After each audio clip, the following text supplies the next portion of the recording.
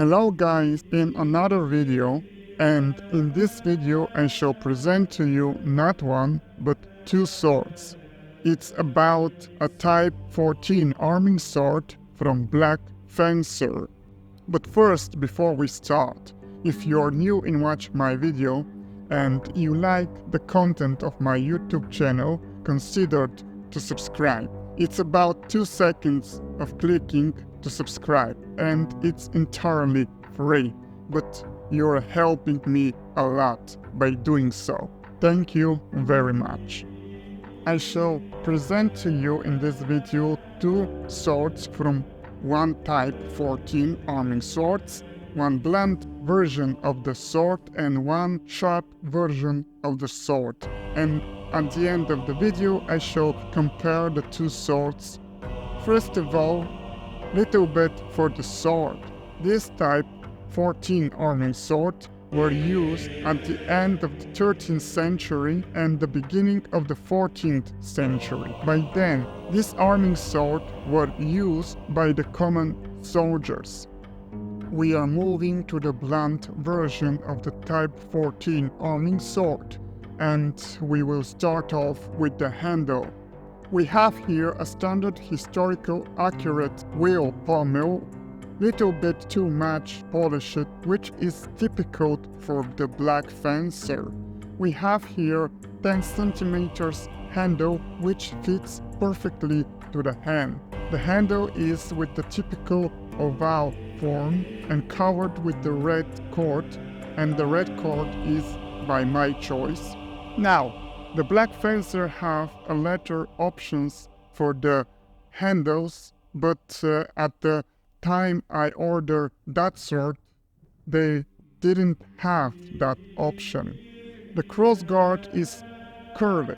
The blade at the crossguard is about 6.5 centimeters wide, which is pretty much a lot, but the length of the blade is not that long, so the sword is not heavy. The fuller is deep and wide and about 2/3 of the blade. I like the fuller of that blade because it's wide and deep and make the blade to handle good. The point of the sword is about 1 centimeters, which is a big difference between the crossguard and the point of the blade. The point of the blade is thick and we have additional rubber point for more safety, for additional safety. The cutting edges are smooth and rounded for another additional safety. For a fencing blade made for HEMA, the blade is actually pretty stiff, and that's why we have thicker tip of the blade and additional rubber point for the blade.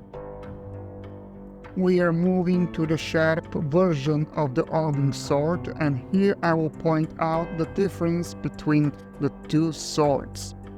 And first of all, the difference that can be spotted at first sight. First of all, the sword is sharp, with sharp edges.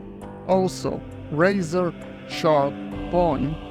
Handle here at this sword is with the blue cord, so I can separate them without looking the blades. Here, the cross guard is little bit smaller, and the riveted pin is much more hammered. It's something that I like, actually, because in previous videos I told you guys that I like my product, swords, armor and so on, to be not perfect. I need to have something that indicates the product, the armor or the sword is made by hand, like hammered or something else. And the difference that cannot be spotted at first sight is that the fuller is little bit longer, wider and deeper than the blunt arming sword. I guess it's made that way so it can be balance it much better. The blunt arming sword is little bit heavier, which is understandable because it's blunt, and this one is sharp. The interesting part here is that the scabbard were made for the blunt arming sword, and the scabbard fits better with the sharp arming sword, which is interesting. Even you need to put some force to take the sword out from the scabbard. That was for now, guys. Thank you for taking that time to watch the entire video. If you like the video, hit that like button under it, share it with your friends, and feel free to comment. And also, if you're new watching my channel, I will be more than grateful if you subscribe. That will help me a lot. Bye guys, and see you soon.